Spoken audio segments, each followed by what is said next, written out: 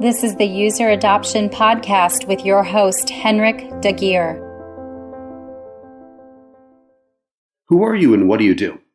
Hi, Henrik. My name is Kieran Kelly, and I'm the collaboration practice lead at Seimani. Our collaboration practice is all to do with user adoption, and we help organizations of usually large enterprises adopt collaboration technologies.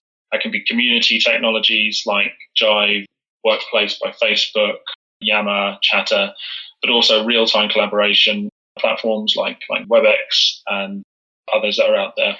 So I have 9 years experience working in the collaboration, social business and community space. But my longer background, I originally was a computer science graduate. I was a software engineer and systems integrator. So I've been, as I say, about 9 or 10 years working directly in adoption. But I bring a lot of valuable experience in terms of technical readiness, directory integration, workflow integration, and use case design to what I do. Kieran, how are you involved with user adoption? So Seimani exists to address the user adoption problem. That's the only thing that we support, and it's the reason the company was formed. User adoption is all about getting people to use tools that they don't have to use. So our methodology is all about achieving extraordinarily high levels of participation with any technology that requires discretionary effort from employees. So what I mean by discretionary effort is they won't be sacked for not using Workplace. They won't lose their jobs. So our methodology and Seimani is all about getting people to want to use the applications in the first place. I mean, if we compare to email, if you join a new employer and you don't answer your emails, the possibility is if you continue that behavior, you probably will lose your job. But if you are in a company and there's a new technology, be it a new meeting, a video meeting technology or a new community platform, the likelihood at this moment is that you require discretionary effort. You choose whether or not to use it, and you decide how useful it is to your job. So we always achieve high adoption through this methodology because we hit business outcomes and we get adoption to a sufficiently high level that it becomes self-sustaining. So that's how I'm involved with user adoption. My job at Seimani is to apply this methodology in all sorts of different circumstances with all sorts of different customers to ensure that business objectives are met, the reason why people invested in the technology in the first place, but also that users have a reason for using the technology. When they decide to use the technology, the experience is good, and there are plenty of reasons for coming back and using it time and time again. Kieran, what are the biggest challenges and successes with user adoption? Right, so more and more businesses are seeing the potential in collaboration technologies to transform the way they work. It's digital transformation is a buzzword. The technologies that you use are a very big part of that movement. So getting people to embrace these technologies rather than resist them is the key challenge of every organization. So Seimani was founded in 2011 to address this challenge by creating really extraordinary employee community and collaboration experience that truly engage the workforce. So the real challenge is bridging the gap between the marketing dream and the reality of too few people engaging and using the platforms. So incredible results are definitely possible, but only when user adoption is done properly. So a successful launch is only the beginning of the story with these technologies. And the real challenge is to convince an organization that you need to invest properly in adoption in the same way that you do with the technologies. And what advice would you like to share with people working on improving user adoption? Firstly, is to treat adoption at least as seriously as you would the investment in the technology. So companies spend vast sums on technology and infrastructure, but if people are not using them, the technology investment, or they're not using them to the full potential, then the investment may be close to worthless. So another tip really would be to talk to people who've done it before, learn from the experience. Learning from other people's experiences is important. So you may have a very enthusiastic team. You may wish to build your own adoption practice, but it's important to seek guidance from those who have done it before, because there are a lot of factors that come into play.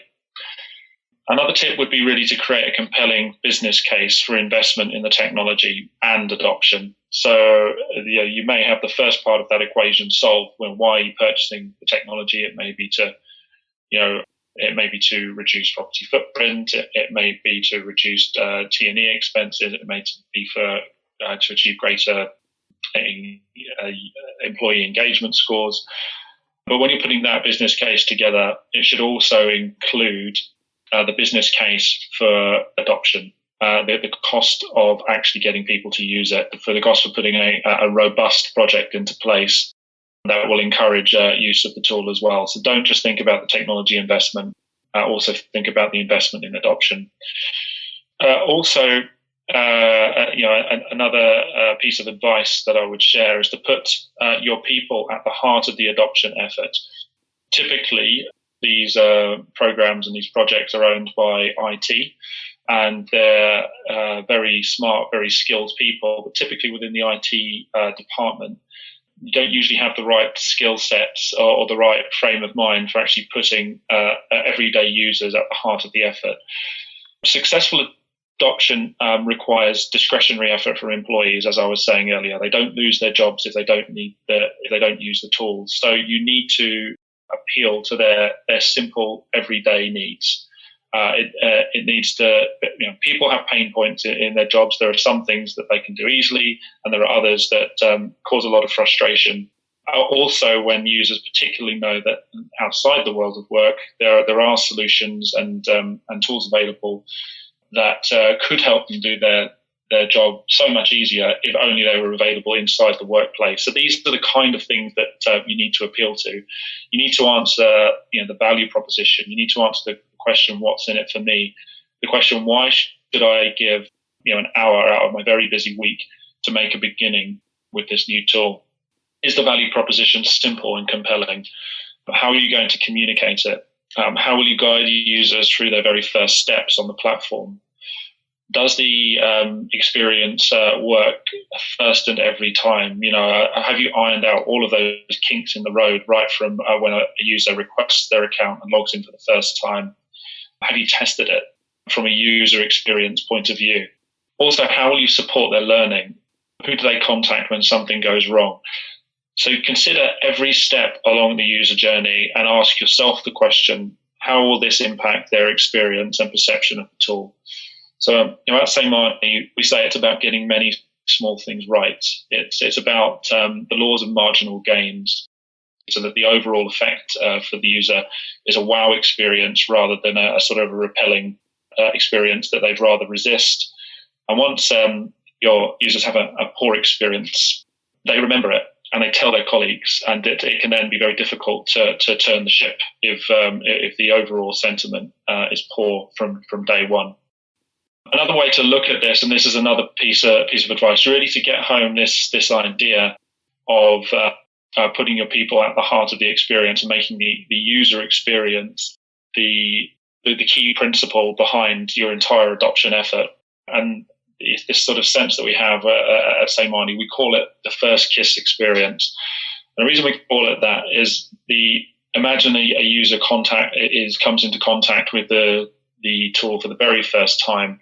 That very first experience they have, whether it's through, they're hearing it through a friend, it's a communication they get, they log in for the first time. What's that experience like? Is it frustrating? Is it annoying? Is it unpleasant? Or is it just boring? Or does it simply not work? If it's any of those things, a user, a colleague, a person at work is not going to be motivated to take further steps in that direction, and they will fall back to the possibly imperfect tools that they're used to, but they know that they can get the job done with. And where can we learn more about user adoption and your work on the subject? A good place that I would direct anyone to is the Seimani blog. Seimani, which is SEI-MANI. So that's S for Sierra, E for Echo, I for India, hyphen, M for Mike, A for Alpha, N for November, I for India.com. So Seimani.com and then /blog. We've lots of interesting content there on adoption, the future of work, workplace innovation, etc., and all of the kind of themes that I've been covering today.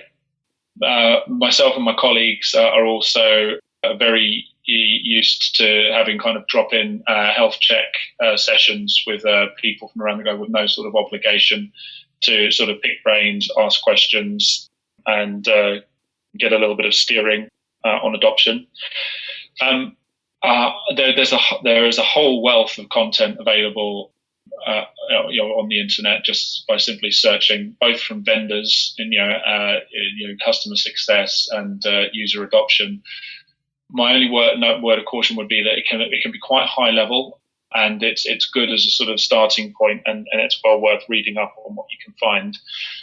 But it is high level, and there's a lot of sort of careful thinking that needs to go into a really robust adoption plan, and also the practicalities of executing it.